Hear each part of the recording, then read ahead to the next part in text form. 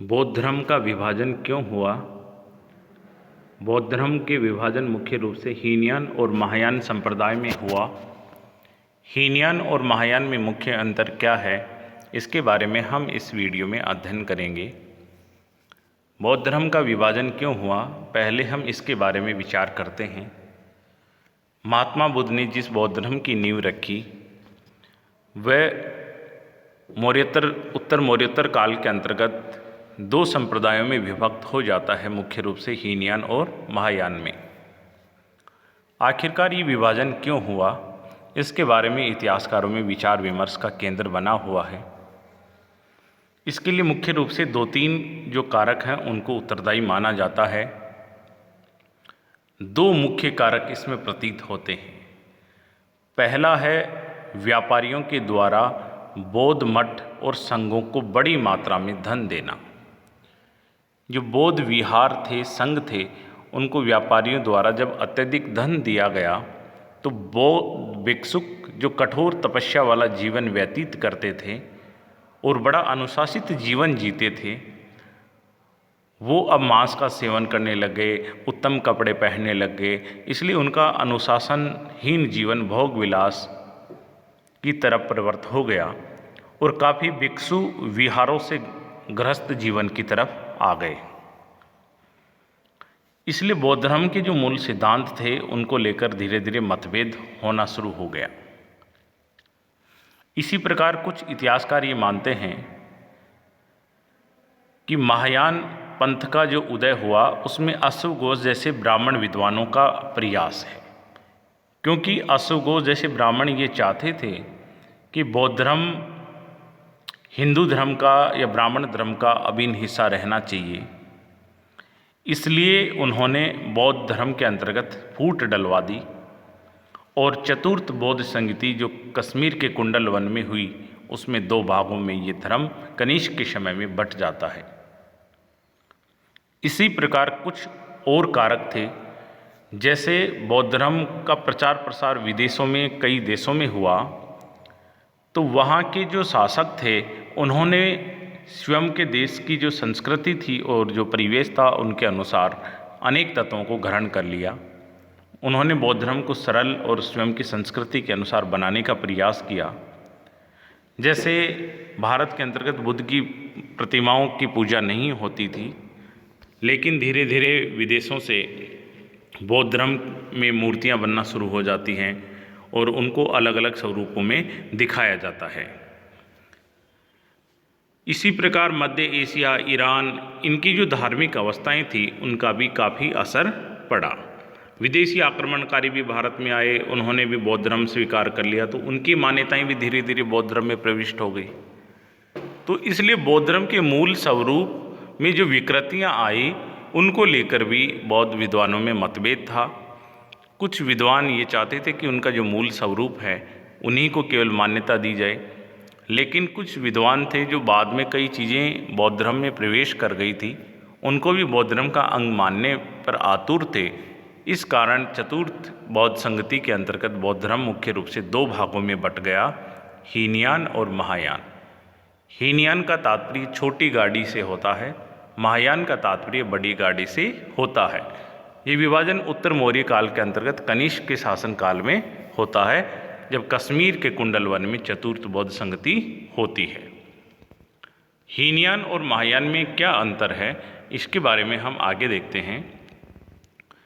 हीनयान महात्मा बुद्ध को महापुरुष, जबकि महायान ईश्वर का अवतार मानते हैं। हीनयान ये कहते हैं कि महात्मा बुद्ध कोई भगवान नहीं था बल्कि महापुरुष था, लेकिन महायान पंथ के लोग इस बात को नकारते हैं और वो कहते हैं कि महात्मा बुद्ध ईश्वर का अवतार थे।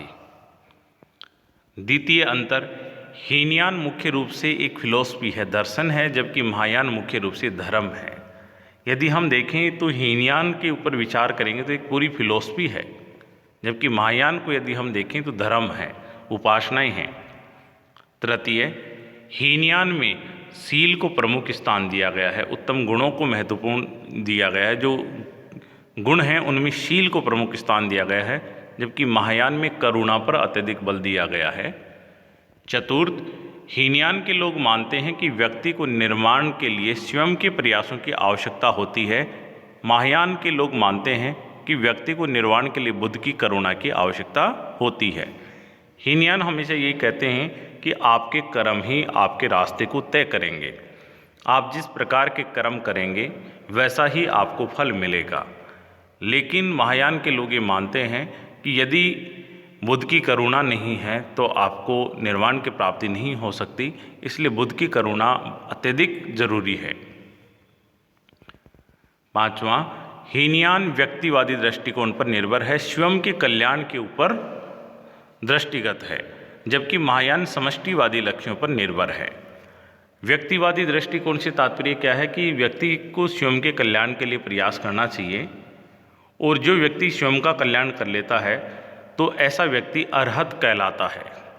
जबकि महायान समष्टिवादी लक्ष्य है, इसमें ये कहते हैं कि जो व्यक्ति बोधिसत्व तो बन गया है, स्वयं को उसको ज्ञान तो हो गया है, लेकिन वो स्वयं के कल्याण के बजाय दूसरे के कल्याण के लिए कार्य करता है, तो ऐसा व्यक्ति बोधिसत्व होता है। तो हीनयान व्यक्तिवादी दृष्टिकोण पर निर्भर है, इसलिए इसको अरहत कहा जाता है। जबकि महायान समष्टिवादी लक्ष्य पे है, इसलिए यहाँ पे ज्ञान प्राप्त व्यक्ति को बोधिसत्व कहा जाता है। तो अरहत वह व्यक्ति होता है जो खुद के कल्याण के लिए कार्य करता है।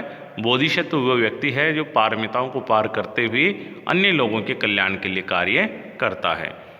पॉइंट नंबर 6, हीनयान के नियम कठोर हैं, अपरिवर्तनशील हैं, जो मूल बौद्ध धर्म के हैं उनको मानते हैं, जबकि महायान के नियम लचीले हैं, परिवर्तनशील हैं, और कालांतर में जो अनेक चीज़ें बौद्ध धर्म में आई उनको भी वो ग्रहण करते हैं।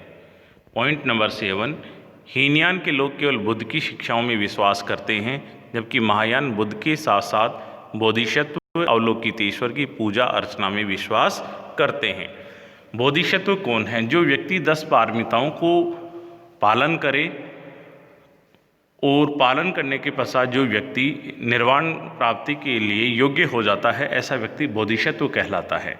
तो बौद्ध धर्म में अनेक बोधिसत्व हुए, तो उन बोधिसत्वों की शिक्षाओं को भी ये मानते हैं। अवलोकितेश्वर, बौद्ध धर्म में अनेक बोधिसत्व हुए, जिनमें सबसे प्रसिद्ध यदि कोई बोधिसत्व हुआ तो वो अवलोकितेश्वर है।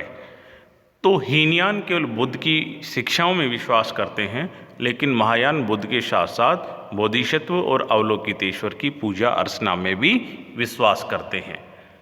पॉइंट नंबर 8, हीनयान के ग्रंथ पाली भाषा में हैं, जबकि महायान के संस्कृत भाषा में हैं। मूल रूप से जो बौद्ध धर्म के ग्रंथ हैं वो पाली भाषा में हैं, लेकिन कालांतर में महायान उत्तर मौर्य काल में जब उदय होता है तो संस्कृत भाषा में इनके ज़्यादातर ग्रंथ मिलते हैं। पॉइंट नंबर 9, हीनयान निर्वाण के लिए भिक्षुक जीवन को आवश्यक मानते हैं, जबकि महायान गृहस्थ में भी निर्वाण को संभव मानते हैं। क्योंकि हीनयान कठोरवादी हैं और जो बौद्ध धर्म के मूल सिद्धांत हैं उन्हीं में विश्वास करते हैं, इसलिए ये मानते हैं कि निर्वाण की प्राप्ति उसी व्यक्ति को होगी जो भिक्षुक का जीवन जीता हो। सांसारिक जीवन जीकर निर्वाण की प्राप्ति नहीं हो सकती, लेकिन महायान ऐसा मानते हैं सांसारिक सुखों का उपयोग करते हुए भी व्यक्ति निर्वाण प्राप्ति के लिए योग्य हो सकता है। पॉइंट नंबर 10, हीनयान मुख्य रूप से श्रीलंका, दक्षिण पूर्वी एशिया में फैला, जबकि महायान का प्रसार सेंट्रल एशिया, चाइना और जापान में हुआ। जैसा हम देख सकते हैं इंडिया के नक्शे के अंतर्गत, तो भारत से ऊपर के जितने देश हैं वहाँ महायान का प्रसार हुआ, जबकि भारत के नक्शे में नीचे हम देखें श्रीलंका है, थाईलैंड है, मलेशिया है, इंडोनेशिया है, उन देशों के अंतर्गत मूल रूप से महायान का प्रसार हुआ और हीनयान का प्रसार हुआ।